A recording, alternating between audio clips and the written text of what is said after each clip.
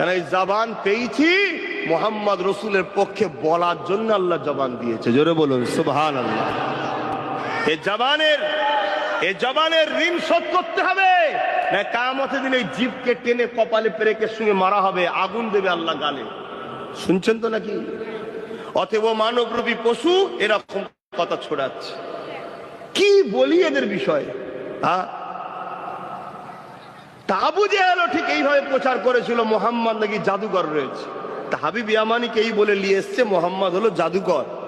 তা হাবিব ইয়ামানি এসে আমার রসুলকে বলছে আসমানে কিছু দেখাও। কেন হাবিব ইয়ামানি জানে ও তো পৃথিবীর বড় জাদুকর, যে জাদু জমিনে হয় আসমানে হয় না। মোহাম্মদ জাদুকর না নবী প্রমাণ হবে। আবু জেহেল কিন্তু বলেছে জাদুকর। আর আজকের আবু জেহেল নবীকে নাকি তরোয়াল নিয়ে আর হাদিস নিয়ে নাকি দিন প্রচার করেছে। এটা আজকের আবু জেহেল। খারাপ নেবেন না, আমার ভাষা খারাপ হলে মাফ করবেন। আমরা সব জায়গায় আপোষ করে নিতে পারি। মাকে গাল দিয়েছেন, চলো। বাপকে গাল দিয়েছেন, চলো। দাদুকে গাল দিয়েছেন, চলো। দাদা হুজুরকে গাল দিয়েছেন, তথাপিও বললে দেবো, ঠিক আছে, আল্লাহ বিচার করবে।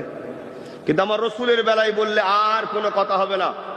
তখন প্রধানমন্ত্রীকে, সিএম কে, পিএম উসব দেখিনি। প্রধানমন্ত্রী বললে তারও ছাড় নেই, সিএম বললে তারও ছাড় নেই।